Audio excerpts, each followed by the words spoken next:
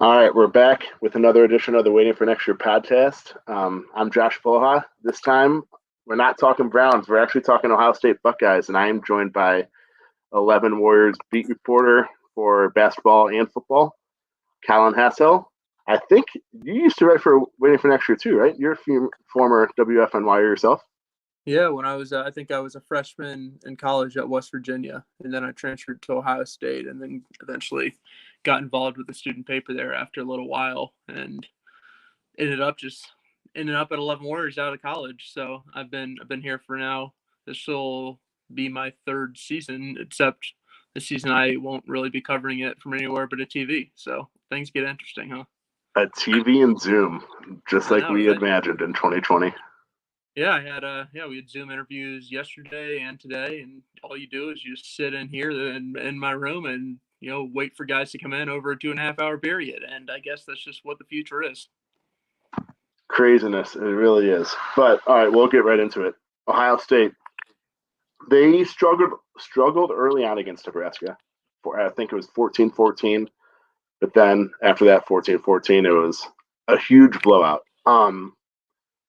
The passing attack looks really good, led by Justin Fields. The offensive line looks good. Wide receivers look really good, and they have plenty of talent. But they struggled. They seem to struggle in their run game. Their running backs. Do you have anything to say about the struggles Yeah, there? I think it's really interesting because you know I don't think I think a lot of this is just what your expectation was, and I think if you were expecting someone to come in like J.K. Dobbins and run like he did, or you were expecting the next Ezekiel Elliott, then I just don't think you were living in reality because what they have is Trey Sermon, who was good at Oklahoma, but he was injured and he was never the guy who was a 1,500-yard back or something like that. He never even had 1,000 in the season. So like you knew he had some talent, but you didn't know exactly what you're going to get out of him. And then the same thing with Master Teague, where I think early last season, people were just really intrigued by him. And I remember after the first game, you had some people wondering, should Master T get more carries than JK? Should it be a 50-50 split? Obviously, as that year progressed, you saw that those conversations made no sense, to put it bluntly. And, when you have Master Teague, I think, he's shown impressiveness in spurts, but also against some of the better opponents that he has played. He hasn't really had any standout performances yet. Combined with the uncertainty with Trey Sermon, I think when you walk into the season, if you were expecting a certain level, then yeah, you were probably disappointed. But I think honestly, I just wasn't too surprised by where the running game is right now, because you're working in those two backs. I don't really know if I like the way that they rotate, and I don't necessarily think that's going to change. I think that a lot of it is not going to be situational. It's just going to be one guy has a series and the next guy's the next series, and they'll go like that. But I think eventually they will get to the point where they have a better running game. But honestly, I mean it's game one. You don't really have to have the world's greatest running game in the world when you have Justin Fields throwing passes to Chris Olave and Garrett Wilson. And I Exactly. also think, yeah, and I also think the offensive line will play better as the year progresses. And I also don't think you're going to see teams sell out and defend the run, sort of like Nebraska did at points early in the game. So I think all that combined, like I understand why I think some people were fretting over certain aspects of it, especially the run game. But I was perfectly fine with this first game. I think you saw a lot of positives. And there wasn't one thing I said like this is a glaring concern. I think there are some things that if Ohio State is going to win a championship, they need to improve on. But I'm not someone who came out of that game and thought they've got issues up and down the roster, which I'm honestly was a little surprised at some of the pessimism that I saw.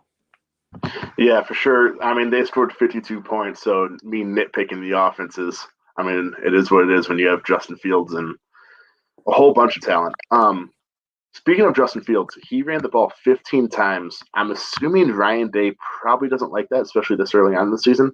But it also seemed like Nebraska was, if it was like a read option, they would just go after the running back and force Fields to keep the ball himself. That way, get him hit a little bit. I'm assuming Day will probably change that up a little bit. That way, Fields is at least not getting hit, at least so early on. Keep him fresh for later in the season. Yeah, I'm not totally sure that you're going to see a lot different. I think that when you look at the pure numbers and you see the 16 carries by Justin Fields, you think, that might be a little high. And I think that's reasonable to think because we all know, like, what's the one thing that is going to keep Ohio State back from a championship? Like, you have all these other little things. Like, what if the defense doesn't play up to par? What if the running game, isn't great? What if it's just average? But the real thing is, like, if you lose Justin Fields, it's hard to imagine this team winning a national championship. But the caveat to that is what makes Justin Fields special is his ability to just extend plays. And I think if you go back and you look at his 16 rushes, 3 of those were sacks, 10 of those were scrambles, and 3 of those were designed runs. So I think if you just think like how is 3 designed runs too many? I don't think anyone would say that. I think if you want to nitpick the carries, I think you can probably say maybe he can throw it away or look downfield a little bit more. But honestly, I just think that that's sort of what Justin Fields is, and it's a little scary if you're in for Ohio State to watch him run the ball that often. But I also think like that is Justin Fields doesn't score that 18-yard rush if he's not this kind of Justin Fields who's willing to take the risk, willing to run like that. So I think it's just a give and take with him.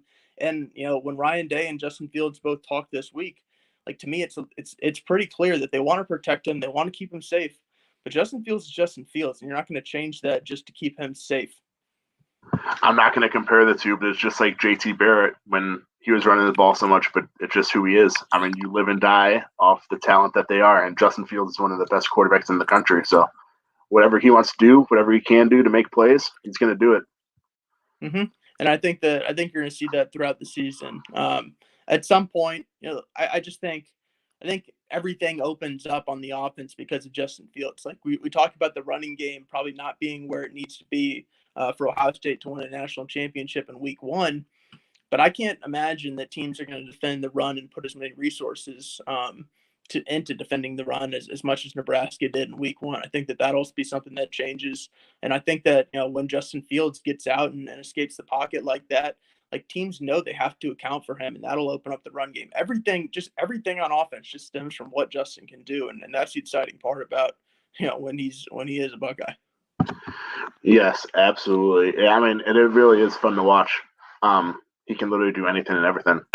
He can throw the ball 60 yards downfield. He can run the ball for a 100-yard touchdown. On with throwing the ball, though, instead of nitpicking the run game. Does Ohio State have the best group of wide receivers in the country? I mean, I guess you can say Alabama, but Garrett Wilson. I mean, the list goes on. Chris Olave.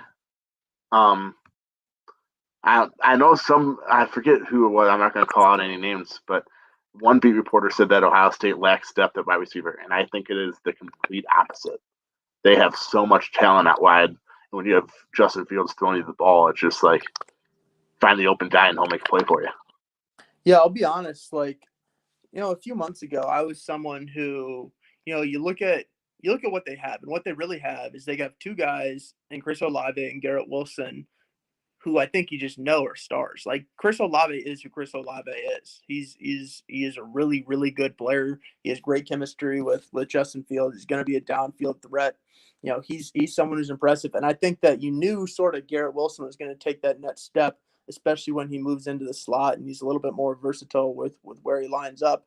But I'll be honest, like even, a few months ago, I did wonder, what exactly do we expect from guys early in their career? Because I think that sometimes, even at Ohio State, where they bring in the best of the best in terms of talent, sometimes we get a little ahead of ourselves just in general about, what to expect from guys in their first year. I mean, you think of that 2018 defense, which was terrible.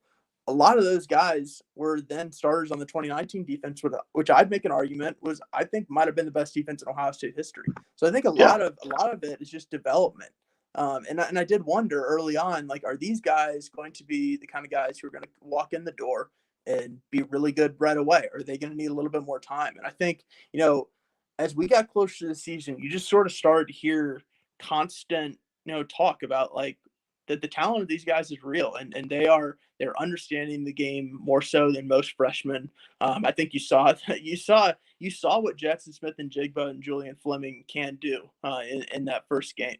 And I think if you look at what these younger guys have combined with, what Garrett Wilson and Chris Olave offer, it is an extremely talented receiving room. And I'm interested to see how that thing develops as the year progresses. For sure. I mean, yeah, like I said, we can nitpick the run game all we want, but when you have Justin Fields and that group of wide receivers, I mean, you can throw any of them in there besides Chris Olave and Garrett Wilson, who dominated, and I feel like it would still be a really good passing game no matter what. Mm-hmm. All right, so on from that 52-14 drubbing of Nebraska, let's talk Penn State. Top 20 showdown in Happy Valley. Unfortunately, due to COVID, no fans allowed. It's usually a whiteout. It's usually a really good a good environment for the home team, a rough environment for the away team, as Ohio State has experienced. Urban Meyer's went as far as saying that it's a 7 to 10 point difference just from home field advantage with the whiteout, and now they have no fans there. Do you think that's going to play a really big role, or? It's hard to know exactly. It really is. I think that it'll play some role. I think 7 to 10 might be a little bit aggressive.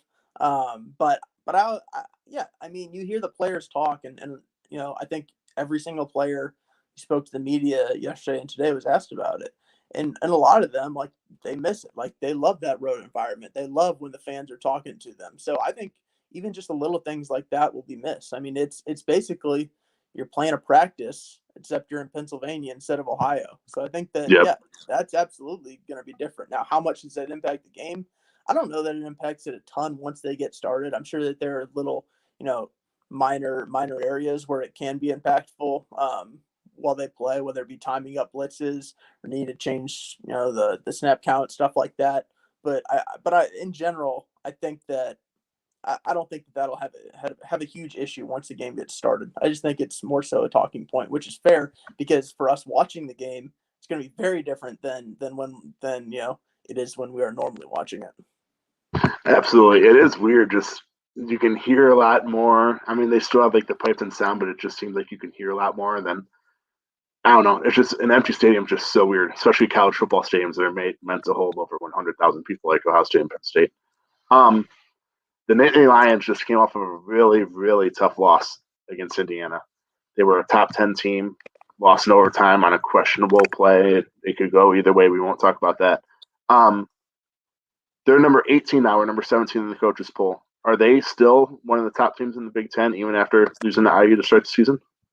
Yeah, I think they are. I think they're talented enough, and I think that I think they're good enough on both sides of the ball that they are. And if you look up and down Ohio State's schedule in the regular season, it's not exactly teaming with teams that you're like that you think are equal to Ohio State. I mean, you probably don't think any are equal to Ohio State. You look for like who are the contenders that are good enough that if they put together a good day, if they put together a great game plan, then they can keep it close or beat Ohio State. And yeah, I still think Penn State fits into that category. I don't think just the devastating loss that they had to Indiana takes them out of that. I think if you look on both sides of the ball, that there are enough areas that when I think about Ohio State, like you know they're not concerns, but they're things that people have to prove. Like if I look at, what does Penn State's defense do really well? Like it gets after quarterbacks, it pass rushes. And I think that, Nicholas Petit Frere, I thought he had an awesome week one. What does he do week two in the biggest game of his life? I think that that's something that you have to, question. I think if you look at what Nebraska did fairly well in offense, they got the quarterback out there. They ran the quarterback pretty well. I think that Nebraska's tight ends had a couple catches that Penn State definitely looks at and wonders if they can replicate with Pat Fryermuth. I think there's enough. There are enough areas on both sides of the ball that you just have to wonder about, and you want to see Ohio State prove what it can do in certain areas. That Penn State definitely can beat Ohio State. I'm going to pick the Buckeyes, but I wouldn't wake up on Sunday morning and think like I cannot believe Ohio State lost this one. Penn State's still a good team. Just because they lost to Indiana doesn't completely rule that out for me. For sure. I guess along those talking points, if Penn State wants to beat Ohio State, who are some like big names that we should watch? I think aren't they on their fourth running back now? I think I saw somewhere that they're on their fourth running back due to injuries and everything already.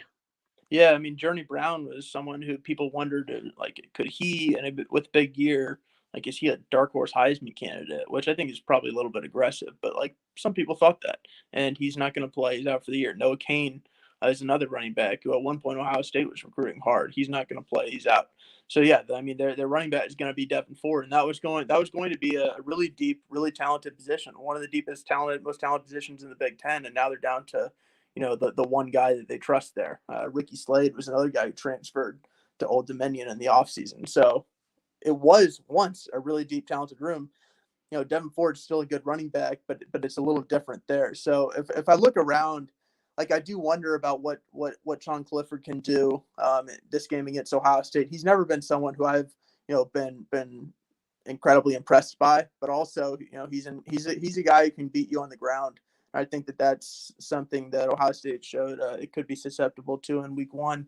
Pat Fryermuth last year, I thought Pete Werner did a really good job on him at Sam, but now that Pete Werner's playing Will, which is an inside linebacker spot, he's not going to be, unless they move him back for one game, he's not going to be on Pat Fryermuth that much. And then I wonder, like, who is the guy who's going to guard Pat Fryermuth? Who's this 6'5", 250 pounder? I don't have a great answer. Like, I don't really think that they would trust Baron Browning or Justin Hilliard to do that full time. But I also think like a guy like Josh Proctor is interesting. He's much smaller. Mm-hmm. He's got multiple inches and a lot of pounds. So I'm not sure who the answer is there. That's definitely something I would watch. And then the other side of the ball, like Jason Oweh could be a first-round pick. Shaka Toney was Penn State's best player on both sides of the ball at defensive end last week. So I think that there are certainly some guys who I would just pay attention to. For sure. And I mean, no matter who the talent is, James Franklin-led teams seem to always play Ohio State tough, whether it's home or away, whether it's fans, no fans. Yeah, some of the best games recently have been Penn State games. For sure. And I know they said it's not a rivalry. And the Penn State player today said, no, their rival's Michigan, which makes sense. I mean, of late, I think Ohio State's been a bigger rivalry than Penn State. Or Ohio State's been a bigger rivalry for Penn State than it has for Michigan, just because of how close the games are and back and forth. Yeah, it's tough to then you have to just figure out like what's a rivalry, because is it a rivalry just to play close games, or do you have to have some juice going into it on both sides? And I don't think a lot of Ohio State fans view it as a rivalry, but they've absolutely played a closer game than Michigan in recent years. That's just indisputable. Absolutely. Yeah, I think that's all I have for Ohio State, Penn State. I don't really. How about this? Predictions for this weekend. Who will be the best offensive player for Ohio State? Not named Justin Fields. You have to put not named Justin Fields every single time, because I was thinking like, when is a week going to happen that I'm not going to pick Justin Fields to be the best player? And like, True. That's going to happen. So Justin Fields will be my MVP every single week. Outside of him, this offense is just in a place where Chris Olave and Garrett Wilson are the two other guys who I trust most to produce in a big way. So, I mean, it would be a combination of them. And if you're going to make me pick one after watching week one, I'll just go with Garrett Wilson, just because I think that Garrett Wilson is going to lead the team in catches. I think he's going to be, a threat to, catch for 100 yards every game. And I'll give you a little tidbit, because I have a story that I'll probably drop on Friday. I thought this was fun. I talked to his high school basketball coach, and Garrett Wilson was a great high school basketball player, like really, really good. In that, I asked his coach, were there any schools that asked like, who's that guy? And he said, yeah, Butler did. And it was the year after Chris Holtman, but they had an assistant coach who came down to see someone else, and like, who's this Garrett Wilson guy? And it turns out I talked to the assistant earlier today, and he said like he thought that Garrett Wilson was just Kamar Baldwin 2.0. Kamar Baldwin was a first team All Big East guard. Like that's what they thought Garrett Wilson was in basketball. So he has translated those skills over to football, and I have full confidence that for the next 2 years before he goes off and becomes a first round pick, that he is going to continue to make acrobatic catches and go for 100 yards most games. Yeah, I feel like him and Fields connecting for 100 yards is just like one of those, oh, yeah, that's for sure going to happen every game sort of stats. Yeah, and it's only happened once because Garrett wasn't in this role last year. But I just, the way that he plays and the way that they like to use him, which is all over the field, I mean, I fully expect that he's going to lead them in catches. And I picked Olave to lead him in yards, but, I mean, the way that they targeted Garrett down the field, he might lead him in yards and catches. And speaking of Chris Olave, I know he got banged up pretty bad against Nebraska, but Ryan Day has been saying that he's sort of doing well this week. Are we expecting him to play on Saturday night? think Garrett Wilson, actually, funny enough, was the guy who had said that, yeah, Garrett's doing well and he thinks he'll play. Ryan Day was a little bit more coy. So I think that he will play. I don't know that we'll all find that out for sure together on Friday morning. Friday morning. All right. One last prediction. I don't want to steal it from 11 Warriors because you're going to have your predictions on there Friday. I won't ask you the score. How about margin of victory for Ohio State? Because I know you're going to pick Ohio State to win. I actually was just scrolling back in my messages with Dan Hope, who writes the game preview and gets everybody's prediction and puts them all together for this whole staff predictions. I wanted to see what I actually had, and it was 49-27 because I just feel confident in this team. Wow. And I mean a 22-point victory, which I think is probably a little bit aggressive. But I think that this offense is going to score with everybody. I mean, I think this offense, until it reaches the Clemson and Alabamas of the world, I just think they're going to be at that 49-point mark every single time. I think that when you throw the ball the way they do, when Justin Fields, can get out on the ground the way he does, I think that they're going to be solid. My one caveat there is I don't feel like I learned a lot about this defense in week 1. I think there's a lot about this defense that I don't really know about yet. And I think there were a lot of people who were wondering about, defending the run and defending the quarterback run. I don't have a great grasp on where they are at all 3 levels. I think that the pass rush probably left a little bit to be desired. I also wonder, if when you're looking at Nebraska's passing offense, it's not exactly something that you feel like you have to, you don't have to unleash Chase Young. Like you're not that worried about them dicing you up down the field. So I think that we don't know a ton about Ohio State's defensive backs and coverage. We don't know a ton about Ohio State's pass rush. I think the linebackers played fine. I mean, Tough Borland is who Tough Borland is. You know who he is. Like, he's a solid player. I think the people who don't like him just watch the one play every game that he looks very slow on, which is fair. But also, I think you saw in the first game, like, he made a lot of decent plays. He made a lot of effort plays. He was always in the right place. I think Pete Warner had a fine first game. I just think that that in totality, when I say they're going to give up 27 points, is a little bit optimistic to me about this defense. And I guess that's because I feel like this defensive backfield is pretty solid. I think that the linebackers will play better. And I think we just didn't really get a great grasp on what this pass rush is. And I do think with all 5 guys at defensive end that they have, I think they're going to be okay. For sure. Like you said, I think there's more questions than answers on defense. And the game against Nebraska didn't really answer anything because I think it was more of like a feel-out game where you let guys play, see what they can do. I mean, it's Nebraska, let's be honest. It wasn't supposed to be a close game. They knew it wasn't going to be a close game. So it was more about getting guys playing time, seeing what's going on. And then maybe this weekend against Penn State, they'll kind of start getting in place of who's going to play the most and stuff like that. But who knows? I mean, if it's not Penn State this weekend, it might not be until Michigan, the final week of the regular season, honestly, with looking at the schedule, looking ahead. Mm-hmm.